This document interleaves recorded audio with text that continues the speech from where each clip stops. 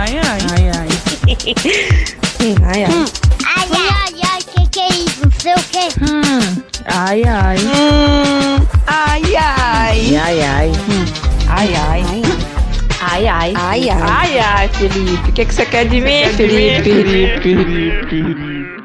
Bom dia, boa tarde, boa noite, ouvinte do Rum Ai Ai Podcast. Estamos de volta com mais um episódio 100% tocantinense, né? Já que a gente se propõe sempre a falar um pouco do nosso estado lindo, querido, rico, que é o Tocantins. E do meu lado, meu companheiro de podcast, DJ, fofoqueiro. Felipe Ramos. Bom dia, boa tarde, boa noite a todos os ouvintes do Rum Ai Ai. Estamos aqui novamente, temporada aí apoiada pela Lei Aldir Blanc, é isso aí. Fofoqueiro também, né? A gente demorou pra gravar esse episódio aqui, que a gente foi colocar as fofocas em dia, até que a gente colocou as fofocas em dia. Perdeu 1h30 só, eu Aí dei tempo de gravar 2 episódios. Aí a gente começou a gravar, mas é isso. E hoje a gente vai falar sobre o que, Jaque? Vamos falar sobre o artesanato do Tocantins, com foco no artesanato da produção indígena também, né? Que é a nossa cultura, nossa raiz. A raiz tocantinense, nossos povos tradicionais brasileiros. E no Tocantins a cultura indígena é muito presente, né? A gente tem várias tribos indígenas, né? Várias etnias, né? Várias expressões culturais desse povo que carrega muita história, muita luta e muita ancestralidade. E o artesanato é uma marca disso, né? O artesanato é um elemento importante aí na cultura, na cultura desses povos, na manutenção da tradição, e também é uma fonte de renda importantíssima para esses povos. Acho que quase todo mundo tem em casa uma peça de artesanato e artesanato indígena, né? Acho que todo mundo tem um... E o que não é indígena, né? Tem influência. Ele tem uma um pouco influência. no seu passado, na sua história, na sua formação, tem um pouco, né? Em tudo na nossa vida existe essa marca, né? Por isso que eu acho que essa história e o povo indígena tem que ser realmente valorizado, lembrado e, na verdade, reverenciado. Eu acho que essa é uma palavra de ordem para isso. E artesanato também, que nos remete muito a capim dourado, já adiantando um pouquinho um assunto que a gente vai abordar lá mais na frente, porque o capim dourado é o quê? Acho que é uma das coisas tocantinenses assim que mais ganhou o mundo, né? Então, eu acho que o capim dourado ela é a maior expressão do artesanato tocantinense, assim, é aquilo que todo mundo fala quando fala de Tocantins, né? Quando fala de Jalapão, todo mundo fala do capim dourado, porque realmente tomou o mundo, assim. Eu acho até engraçado que a gente às vezes viaja para alguns lugares, né? E sempre tem o pessoal vendendo artesanato. E o capim dourado tá sempre presente. E aí quando eu sempre vejo e falo, não, isso aqui é da minha terra, do Tocantins. Ou então a pessoa oferece uma peça em capim dourado, olha, isso aqui é o capim dourado, só dá numa região do Brasil, tem todo o histórico. E eu falo, não, eu conheço capim dourado, mas pra quem não escutou a gente ainda, pra quem tá chegando agora no Rum Ai Ai Podcast, né? Talvez conhecer um pouco, não sabe o que é o capim dourado. Capim dourado, ele é o que, Felipe? O capim dourado é um capim, né? Mas capim. Assim, ele parece um trigo, né? Assim, eu tipo falo um em trigo, questão, né? de como a gente pode descrever a planta que gera o capim dourado, né? Assim, tipo um fio, né? Um semelhante a um capim, um fio dourado mesmo, ele é realmente dourado. Tem muita gente que acha que ele é pintado, que ele é pintado, né? Meu tio lá em Minas Gerais, não, ele é pintado, não, ele nasce daquele jeito ali. E ele tem uma flor também, né? Tem a flor do capim, que é uma flor muito bonita também. E nesse episódio a gente conversou com 2 pessoas que vão contribuir com a gente, falar um pouco sobre as expressões artísticas do nosso estado e a expressão do artesanato indígena também. A gente conversou com Narúbia Herreria, ela que é indígena, Carajá, lá da Ilha do Bananal, e presidente do Instituto Indígena do Tocantins. Narúbia que é conhecida, né, por lutar sempre para defender os direitos do seu povo. E vamos ouvir o que a Narúbia falou. A gente perguntou para ela, né, qual que é a relação entre o artesanato de capim dourado e os povos indígenas. Vamos ouvir a Narúbia. A história do capim dourado para a confecção de cestarias e adornos corporais é a história do Brasil profundo, é a história do Tocantins, é a história de resistência e luta de dois povos que se unem, povos indígenas e quilombolas, que vêm para o centro do Brasil em busca de abrigo, em busca de resistência contra a escravidão. Os povos indígenas também se sentiam aliados, porque também eram escravizados, perseguidos e exterminados, e eles se unem muitas vezes nos quilombos. E os povos indígenas passam esse conhecimento tradicional de fazer a cestaria, e assim surge todas essas maravilhas que a gente conhece do capim dourado. Então ouvimos aí a Narúbia Uerreria falando sobre essa relação do capim dourado e a arte indígena. E agora a gente vai falar sobre uma outra expressão da arte indígena, que são as bonecas Hitchoko. Para quem não sabe, as bonecas Hitchoko é uma produção artesanal dos povos tocantinenses, que carrega consigo referências sobre o modo de vida e as tradições de cada etnia. As mais famosas são a mais famosa é a boneca Hitchoko, né, que foi declarada Patrimônio Cultural do Brasil em 2012.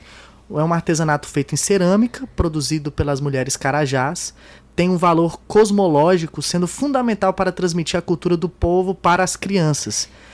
E através da brincadeira com as bonecas que as meninas aprendem sobre o modo de vida carajá, né? Então, são bonecas que surgem para comunicar com as crianças, principalmente as meninas carajás dessa etnia.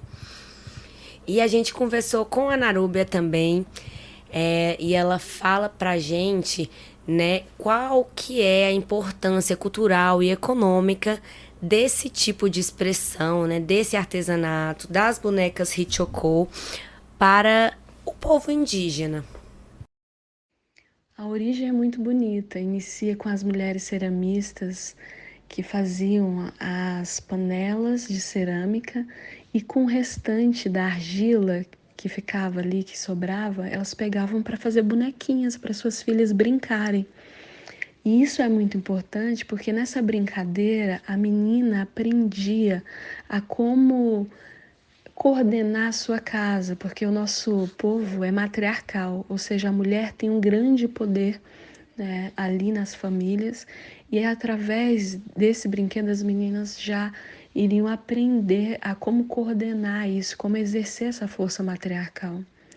E com o passar do tempo e com o contato com os primeiros antropólogos, chamou muita atenção aquelas bonecas e sempre houveram trocas. Tanto é que existem bonecas antiguíssimas, as mais antigas, estão em museus fora do país, em museus da Alemanha, em museu da França.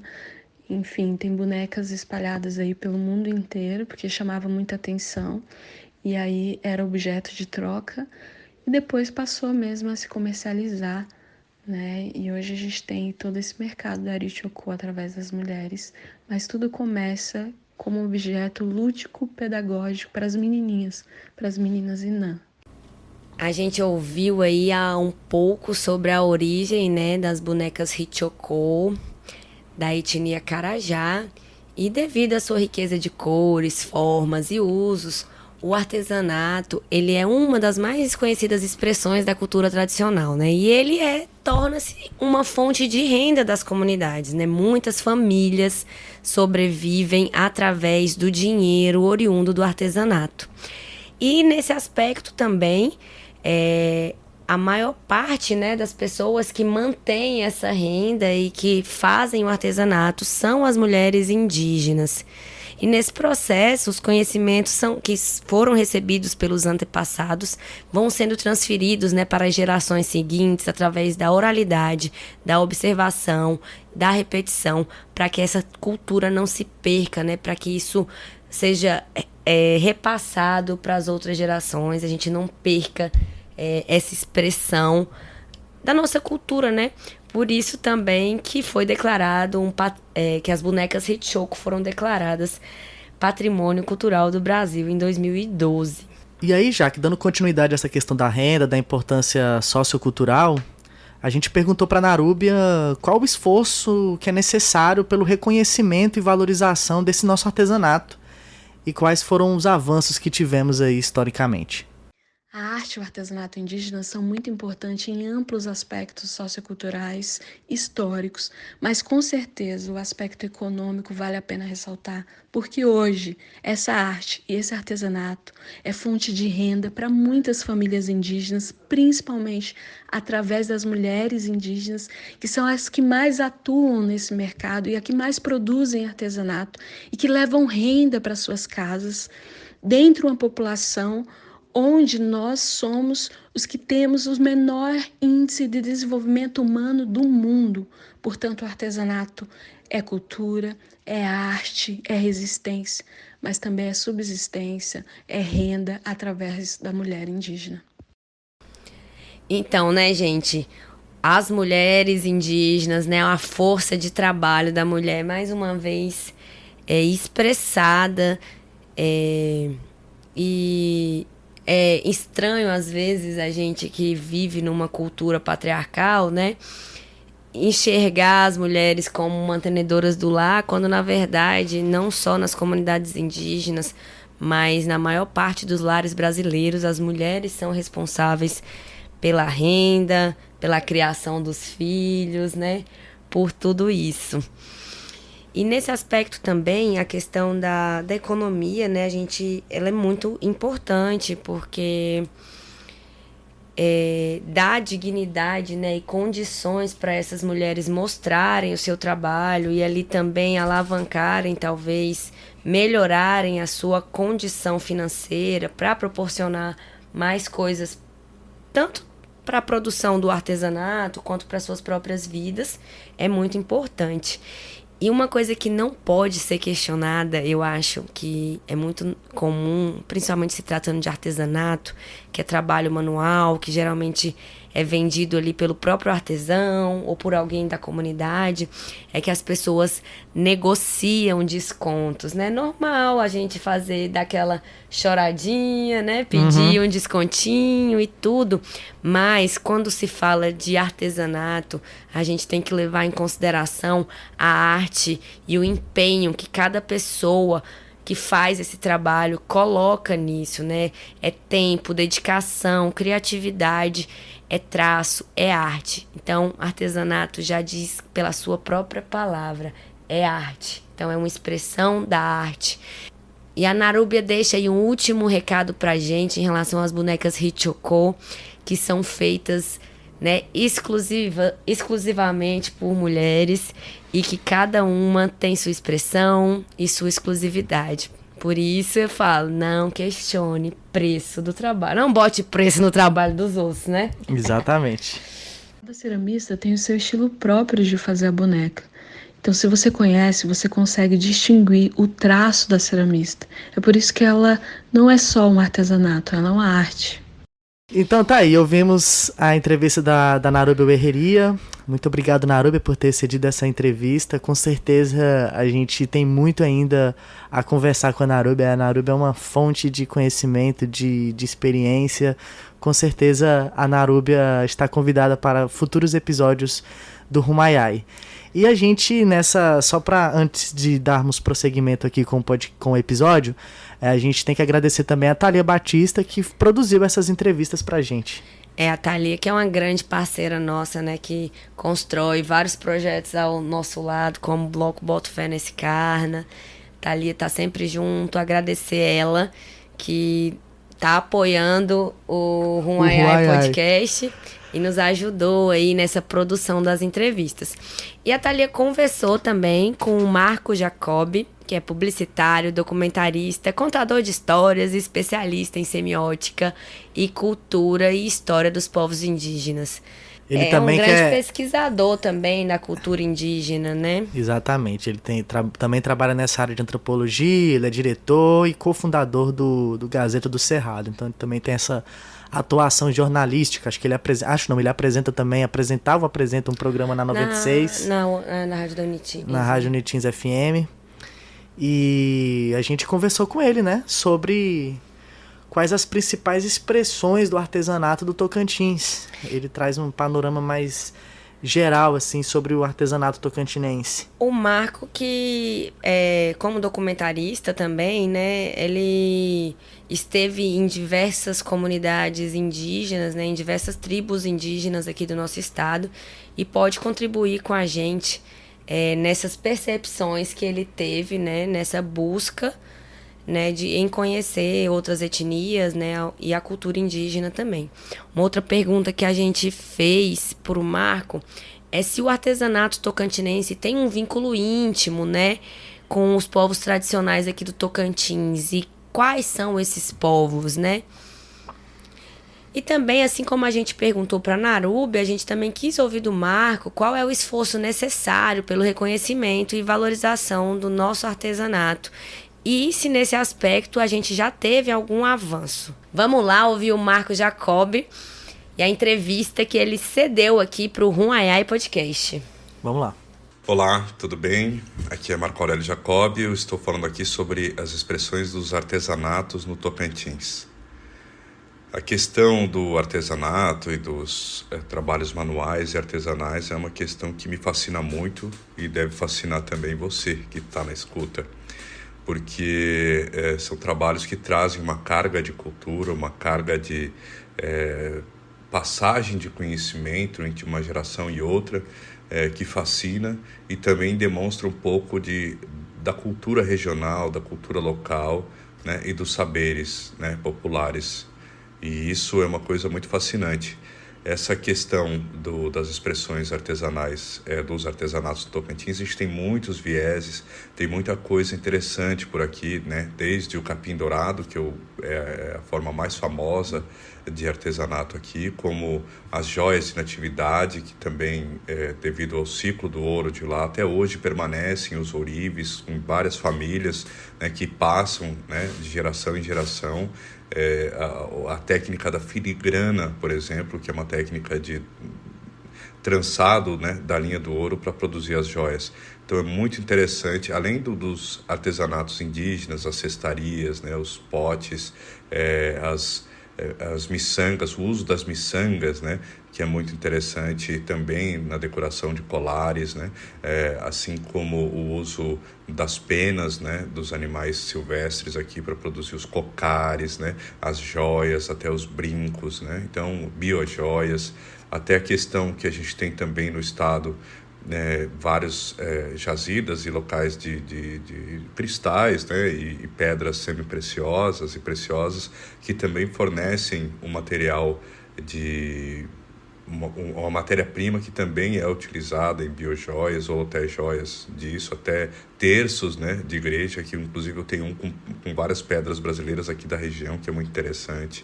Além de Xambioá, que também é um polo de cultura da Associação das Mulheres Xambiarte, que também trabalham com materiais de sementes, né, e fazem colares belíssimos, né, muito interessantes.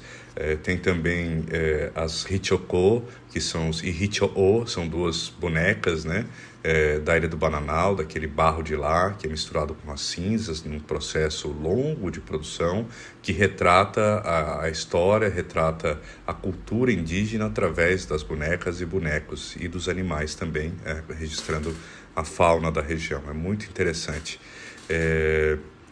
Todos esses artesanatos têm um vínculo muito forte, né, com a questão de povos tradicionais e povos nativos, né, que os indígenas também podem ser reconhecidos como os povos nativos do Brasil, né, antes mesmo de se chamar Brasil. Então, essas expressões culturais através do artesanato também fazem o arcabouço, ou seja, a estrutura da cultura da nossa região do Cerrado brasileiro, aqui bem no coração do Brasil, que é o Tocantins, né? Assim como as comunidades quilombolas também têm essa influência, né, africana também, dos trançados, né, o tipo de instrumentos, a gente também tem os instrumentos musicais, né, o adufo, o pandeirão, né, a rabeca, né, várias expressões que também são uma forma de perpetuar a cultura tocantinense e desse conhecimento dos povos tradicionais. A mesma coisa da ourivesaria, que foi trazido dessa técnica, né, pelos ourives durante os idos de 1700, na época do auge da extração de ouro da região do sudeste tocantinense, Almas, Natividade, principalmente Natividade e região ali, Chapada Natividade, São Valério, né, mas principalmente Natividade. Então, em relação ao esforço para poder reconhecer e valorizar o nosso artesanato, na minha opinião, é que se tenham espaços e lojas especializadas e espaços para comercialização desses projetos, desse artesanato, e também digitalizar a produção, porque esse processo artesanal não é um processo industrial, ou seja, não é uma coisa rápida. Então também tem essa característica que não é uma coisa que você faz em grande escala, né? Então você produz um colar, demora às vezes uma semana, dependendo da quantidade de miçangue, que são aquelas pecinhas de plástico, né, que compõem a estrutura de um colar indígena, por exemplo, dos craô, que são maravilhosos, né, aqui no centro do estado.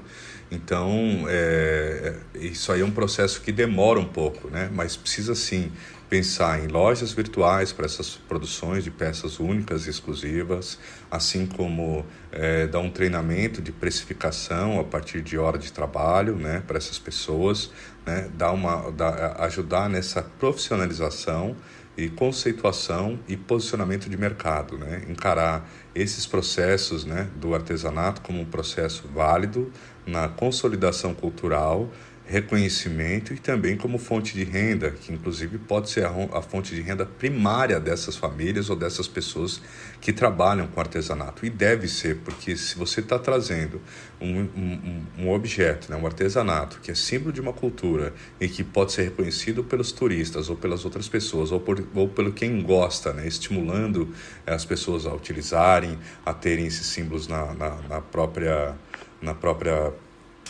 casa, né, ou utilizando, ou até enfeites, né, como pinturas.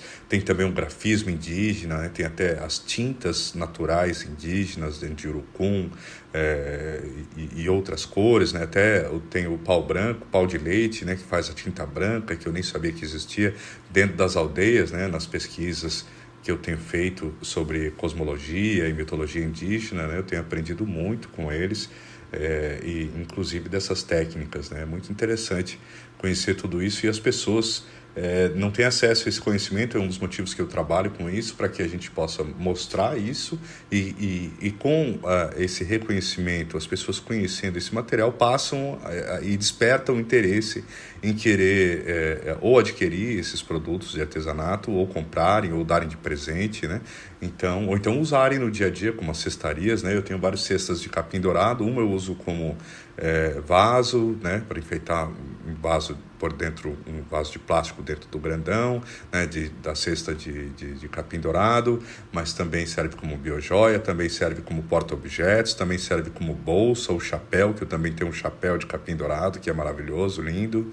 Então tem vários usos que podem ser incorporados, né, na nossa sociedade e ainda auxiliarem a questão de geração de emprego e renda, e estimular os mais jovens para que também entrem e abracem isso como vislumbrando, né, uma profissão séria e que possa trazer dignidade para as famílias, né? Então, tem muita coisa boa que a gente pode trazer, muita coisa boa que a gente pode mostrar, e o papel da sociedade, enquanto, por exemplo, uma entidade como o SEBRAE pode dar um suporte nesse sentido, assim como a Secretaria de Assistência Social, assim como os CRAS, assim como os lojistas, né? O que impede de uma loja de roupas, por exemplo, ter os acessórios indígenas para vender também, como esses colares, por exemplo?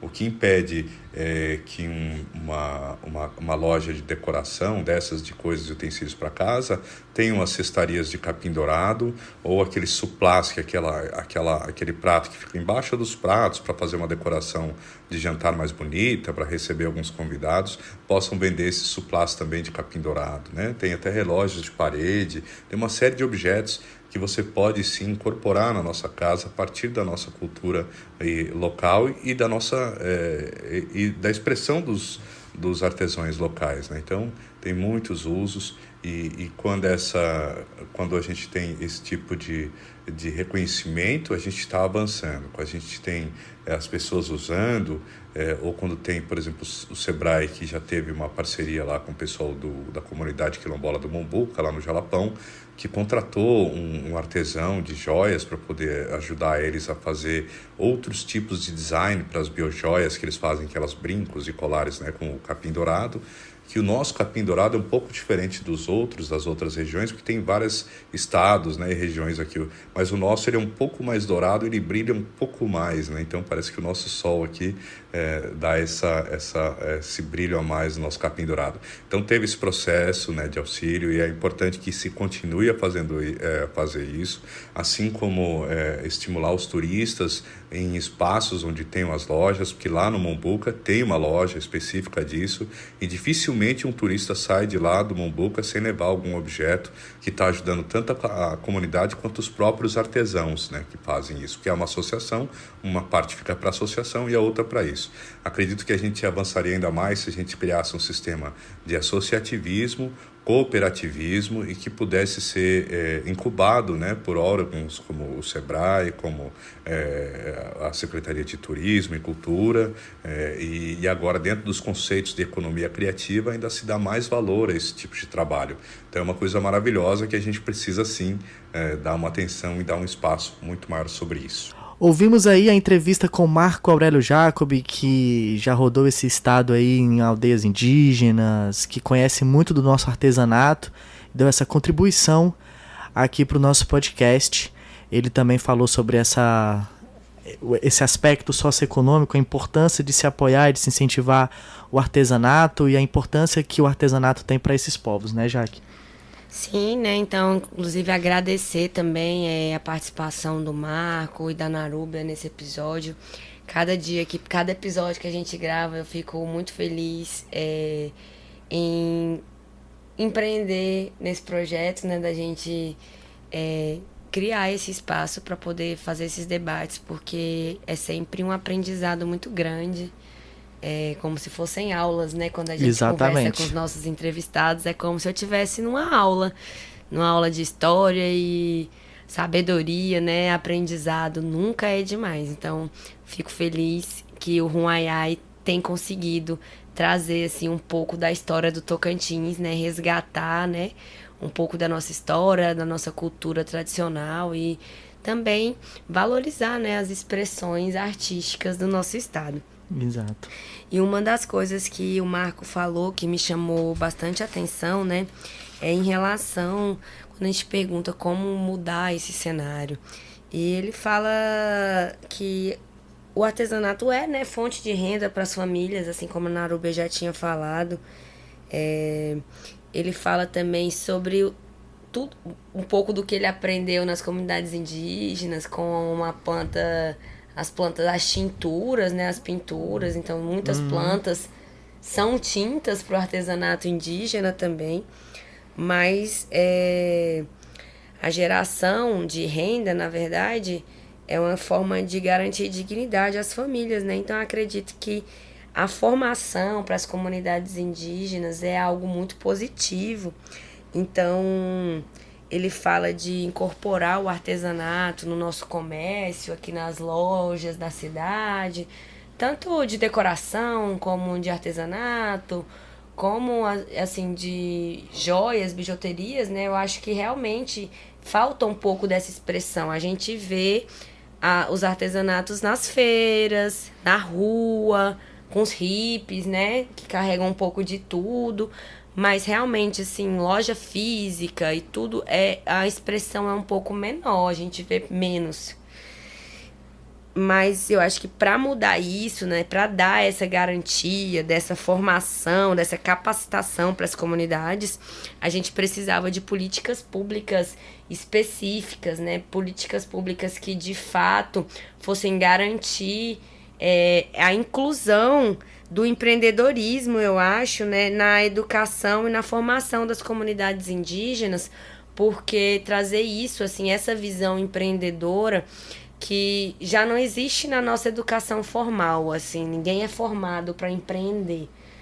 Mas em comunidades que vivem de subsistência, né, que vivem do artesanato, que vivem de produção manual, eu acho que era muito importante essa formação empreendedora.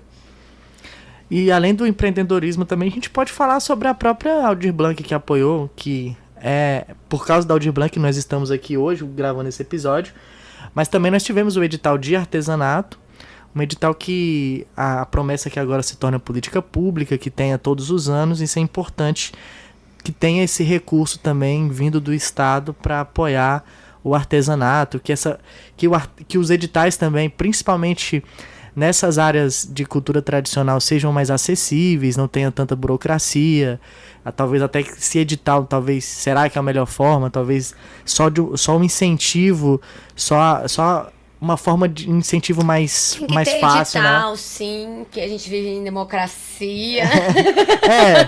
É porque tem outras formas de outras formas de incentivar. De incentivo, né? Assim, tem só reconhecimento, entendeu? Você reconhecer esses povos e esse povo, e tipo, eles comprovam que eles fazem aquilo e aí o Estado transfere o recurso para eles. Enfim, tudo claro, seguindo Eu acredito a lei, a legislação. Que se a gente resgatar um pouco, assim, né, do incentivo à cultura no nosso país, né, da valorização da cultura também, eu acredito que a gente avance nesse aspecto, porque existe um desmonte, né? Infelizmente, existe um desmonte, mas são novos dias, novos tempos e muita esperança para que a cultura seja cada vez mais fortalecida, não apenas no nosso estado, mas no nosso país. E não tem só artesanato indígena no Tocantins, né? A gente tem muitas outras expressões. A gente tem as joias em filigrana lá de Natividade, que são herança da época do ciclo do ouro, né? É uma técnica portuguesa que também vem passando de geração em geração. Diz a lenda aí que a rainha... Eu escutei essa lenda, não sei se é verdade, que a rainha Elizabeth ou Jacqueline Kennedy... Não sei que personalidade famosa foi que foi presenteada com uma joia em filigrana e ficou encantada. E inclusive fez encomendas de joias de natividade. Então aí para o mundo, assim como o artesanato indígena conquistou o mundo, o capim dourado conquistou o mundo, as joias em filigrana também conquistam o mundo, né? E até hoje lá em Natividade... existem, né? Acredito que é uma cooperativa que tem essa formação, né, dos ourives, então também vai passando a técnica de geração em geração. Uma outra expressão do nosso artesanato são as biojoias, né? São os artesanatos feitos com sementes, com recursos naturais que a gente encontra no cerrado, principalmente. Em Xambioá, por exemplo, eu sei que existe uma cooperativa, né, que é a Xambiarte, que ela trabalha especificamente com as biojoias e essa é uma grande expressão do nosso artesanato, né? Então eles fazem peças em capim dourado, babaçu, cristal, então eles envolvem várias técnicas, né, para compor as biojoias. Então fica aí, né, a lembrança, né, da cooperativa dos artesãos de Xambioá, que é o Xambioarte, lá da região do Bico do Papagaio, que são responsáveis, né, por produzir grande parte das nossas biojoias, que são referências aqui da região norte do estado, da região norte do Brasil, né? Essas peças são únicas, exclusivas também, e são feitas com materiais que a gente encontra aqui no Tocantins. E outra coisa em relação às biojoias, né? Que como a gente fala da importância do incentivo e da formação nas comunidades indígenas, a importância da cooperativa nesse aspecto é que a cooperativa consegue trazer pessoas, né, para poder dar formação ali, conseguir realizar uma consultoria, uma capacitação e tá sempre melhorando, né, o produto final. Aqui no Tocantins também, já que a gente tem artesanato feito com babaçu, né? Presença marcante principalmente lá na região norte, que é uma fonte de renda aí para milhares de famílias. O pequeno fruto marrom ele é aproveitado inteiro, sem nenhum desperdício. Tem o óleo do babaçu, o óleo da castanha, a farinha do babaçu, além de extratos para a produção da farinha. E aí da palha do coco surgem belos artefatos artesanais transformados em peças aí para a utilidade do dia a dia, peças decorativas também, e até as biojoias que você falou há pouco. Eu tenho um brinco de coco babaçu que eu acho lindíssimo. Exatamente. Agora também temos o artesanato em madeira, é usado, né, para artesanato regional, tem os pallets, né? tem os pallets, muita madeira reaproveitada também, que dá origem a balanços, prateleiras, chaveiros, porta-canetas, porta-chaves, miniaturas de animais regionais. Tem aquelas tábuas de frios, assim, personalizada também, fica muito bonito. Acho que criou agora tem bastante peças em madeira mesmo. Uhum. E é sempre uma lembrança personalizada, né? Eu vejo, assim, geralmente tem ali um nomezinho, alguma coisa assim. E aí nós também temos as palhas, né? As palhas de milho e buriti, que são excelentes matérias-primas para a produção de artesanato, né? São fáceis de trabalhar, permite essa produção com muita variedade. Vai também da criatividade de cada artesão, né? Então, como você pode fazer muitas coisas com ela, você pode, enfim, ousar muito usando as palhas. E as palhas são da região, assim, aqui bem pertinho de Palmas, né? Na verdade, Taquaraçu é Palmas. E lá também tem muitas lojinhas que são frutos de assim, né? Que é de uma colaboração dos artesãos lá da cidade, que eles expõem, né? Cada um tem ali seu espacinho, alguns fazem sabonetes, outros biojoias, né? É legal que as palhas também, que tem esse espaço, né? Para garantir também a subsistência ali dos artesãos. Uhum. E aí, Jaque, nós também temos o cristal, né? Sim, os cristais, assim, a gente tá ali na região... a gente tem uma região que ela mescla muito com a Chapada dos Veadeiros, né? Que é uma região muito rica em cristais também. Então, a gente tem muita riqueza no Tocantins. E tem Cristalândia, né? O próprio nome Cristalândia, justamente porque lá é uma referência na confecção de peças à base de cristal de rocha. É isso? E também foi os cristais responsáveis também por parte da povoação do Tocantins, porque, né, as jazidas de quartzo, né,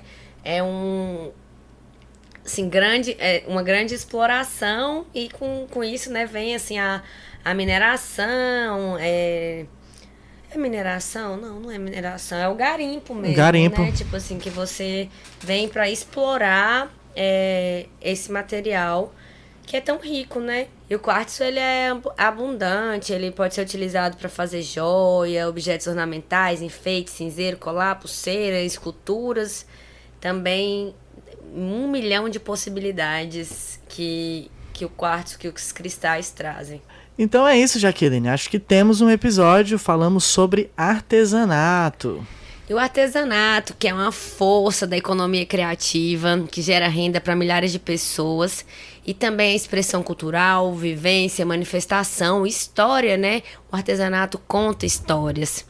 E, mais uma vez, eu agradeço, né? Você que está nos ouvindo, você que colaborou com esse episódio. Agradeço a Thalia, a Narúbia, o Marco, o Felipe, o João Pedro também. E espero vocês no próximo episódio.